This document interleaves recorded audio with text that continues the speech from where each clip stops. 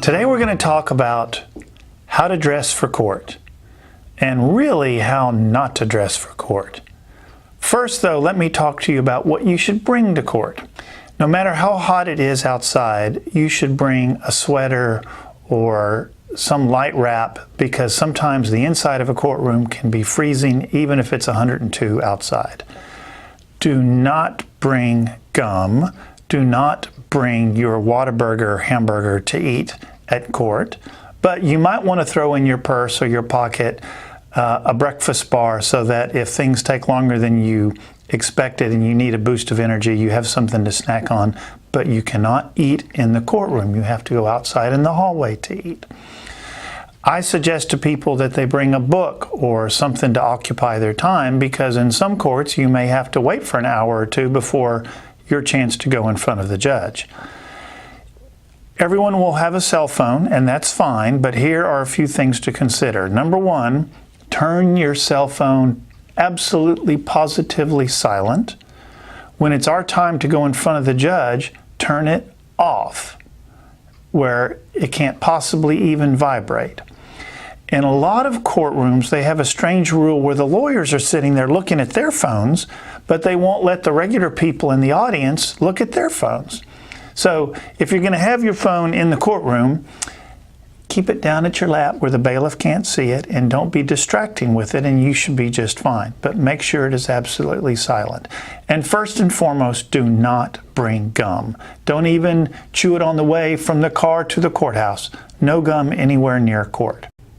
So with those simple rules, let's talk about how we dress for court. The basic concept is to be comfortable, to look nice like you were going to a job interview, and to avoid wearing something that's going to give the judge or the jury the wrong impression or to create a distraction. If a woman's husband is saying that she's an alcoholic party girl, she doesn't really want to come to court dressed like a party girl in a short skirt and high heels. So you don't want to give the wrong impression, and you don't want to wear something like some 16 bracelets on one arm that's going to distract the judge or the jury. I spend my life often wearing a suit, and that's my work uniform, and that's what I'm comfortable in. And in court, I have to be wearing a suit. So you'll see me in a suit and tie.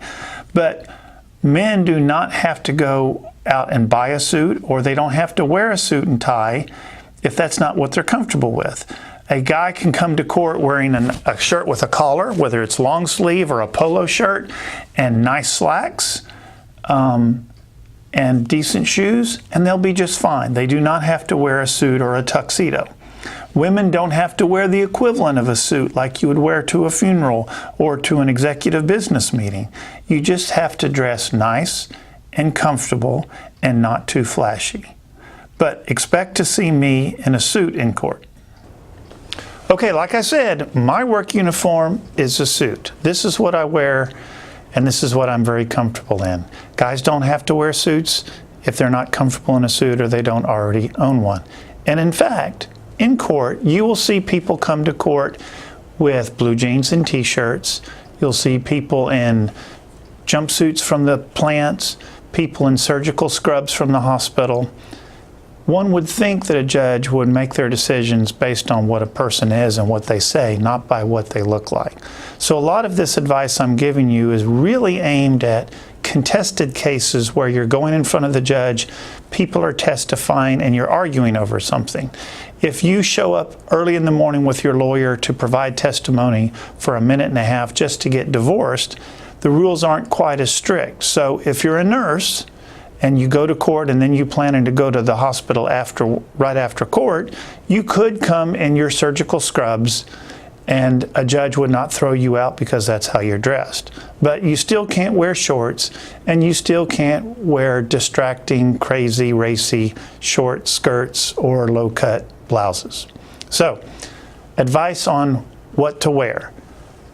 It's aimed mostly at women, unfortunately, because guys have a lot fewer choices. And in fact, in busy courthouses, I often think they should have a daily contest of, girl, that's what you decided to wear to court? Because you will see women wear crazy stuff to court. So here are the basic rules. Don't wear super high heels or stilettos. You can wear low heels, but you don't have to wear crazy high heels. Don't wear skirts that are too short. Don't have blouses that are too form-fitting or too low cut. The general rule would be don't wear spaghetti strap blouse that shows your bare shoulders. If you're the mother or the father in a custody case and you have tattoos on your arms that might distract the judge, you might want to wear a long sleeve shirt. You can't cover them up if they're on your hands or your neck or your face, but you might think how a conservative, much older judge would react to things. Jewelry is okay as long as it's on the conservative side and there's not too much of it. If you're going to court saying that you can't afford to do a certain thing or pay for something, don't wear a $10,000 Rolex watch to court. Dress nice and conservative, but in that circumstance, don't wear a watch or bring your Timex. Dress nice and a little on the conservative side and you'll just be just fine. So if you have questions, take a picture of what you're going to wear and send it to your lawyer or your lawyer's legal assistant and they can give you advice. But if you would feel comfortable wearing it to meet your new mother-in-law, as long as your mother-in-law doesn't work at a strip club, then it should be okay. If it's something that you would wear for a night out to a nightclub, then don't wear it to court. It's as simple as that. Let your lawyer focus on the story and the evidence and the exhibits, and don't distract or worry your lawyer by, whoa, that's what you wore to court? Don't be one of those clients. Succeed with your story and don't distract with your clothes.